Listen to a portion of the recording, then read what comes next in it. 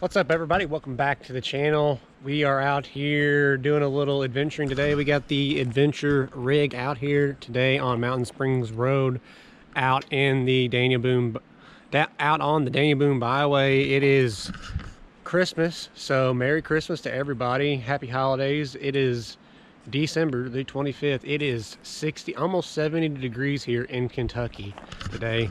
So we opened all of our gifts this morning. Sitting around the house, we were like, what are we gonna do today? So we came out here to our favorite little spot and we're gonna do some adventuring today. You can't beat this kind of weather in December. So we got the Grand Cherokee out here. This is gonna be my first real test with the BFGs and the lift and everything. Mountain Springs is a pretty easy trail, but it's got some good water crossings and stuff in it, so nothing too difficult. So we're just out here to cruise around and find a little mud hole here and there. There are plenty of mud holes around, but so that's what we're doing today. I want to thank everybody for subscribing. If you want to go ahead and give this video a thumbs up and write something in the comments, you know, whatever you got to say. But yeah, so let's get into doing some wheeling, and I don't know what this video is gonna have in it. I mean, this trail's not very long and it's not very hard for my JK, but I don't know about this thing. So let's head on down the trail and see what we can find.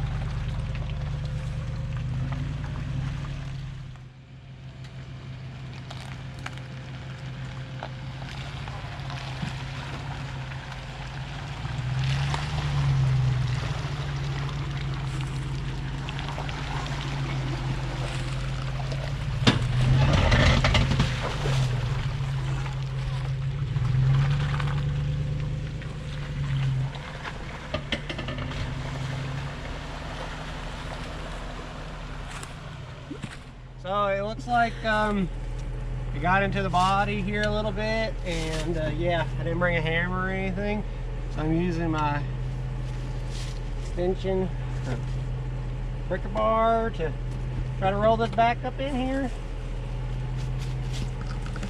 so I don't cut my tire. Always the thing you need is what you don't bring. So I don't have a hammer.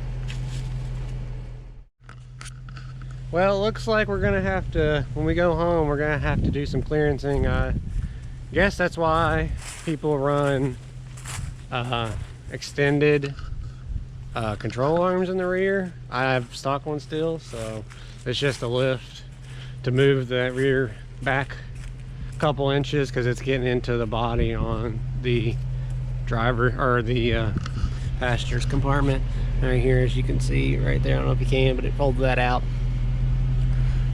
So I'll have to roll that back when I get a hammer.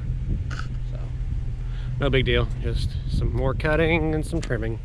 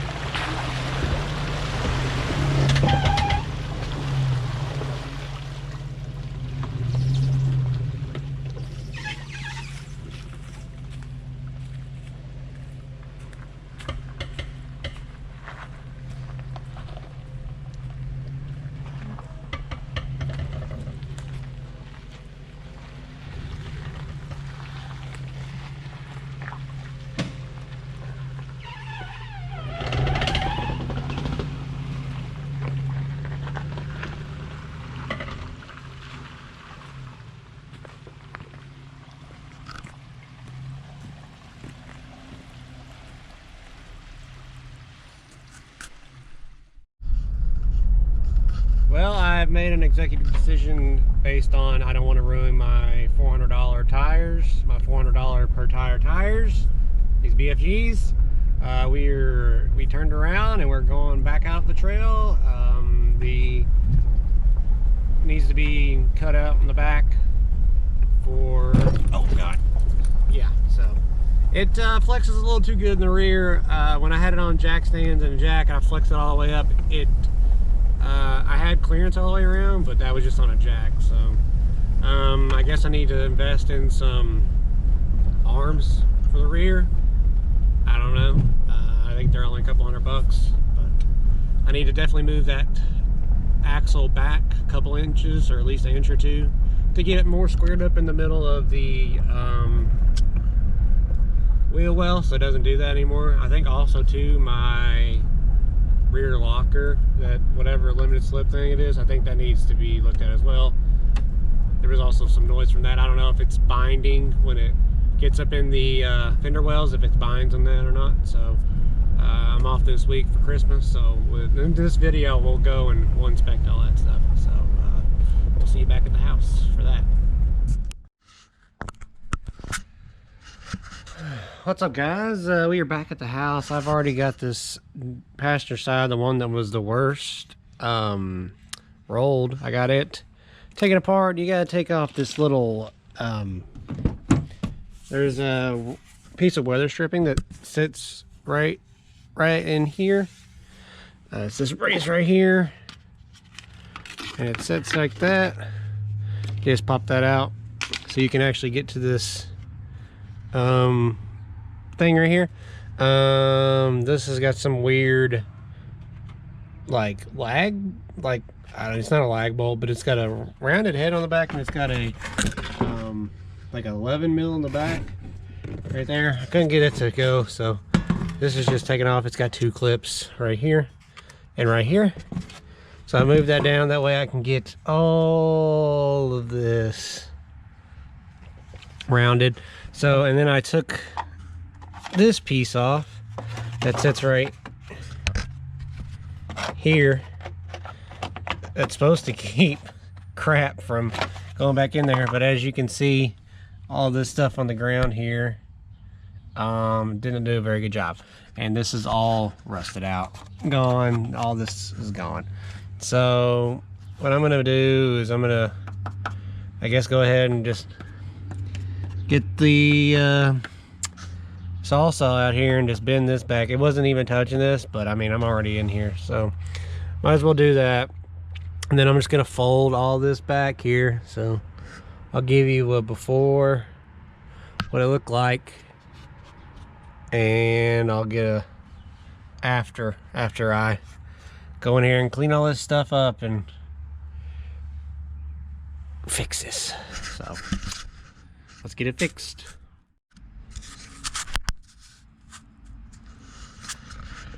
All right, so halfway through this, I got this kind of rolled back a bit. This is rolled back a bit.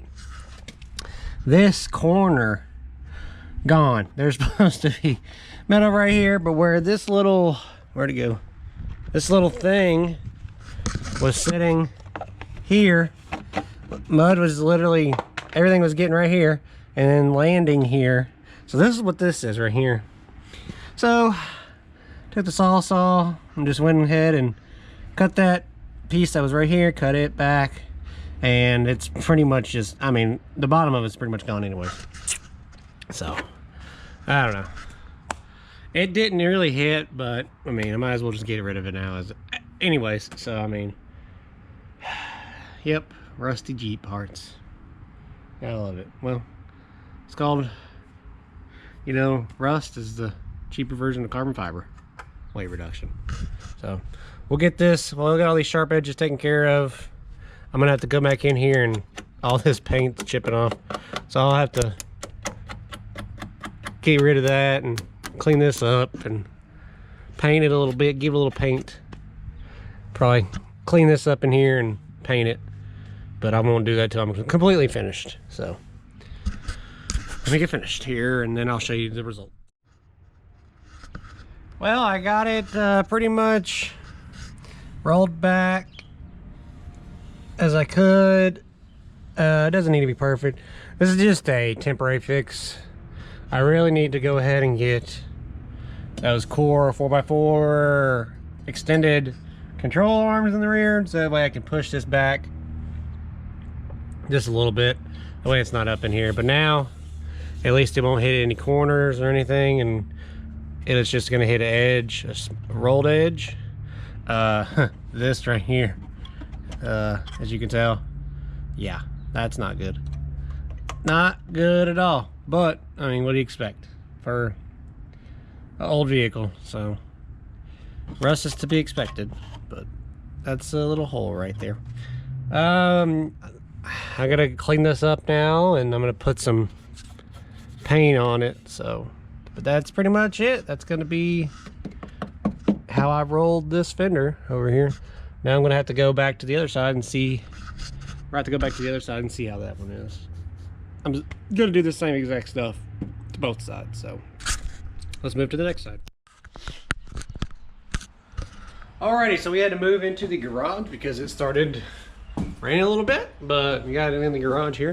I got the driver's side or passenger side all complete here.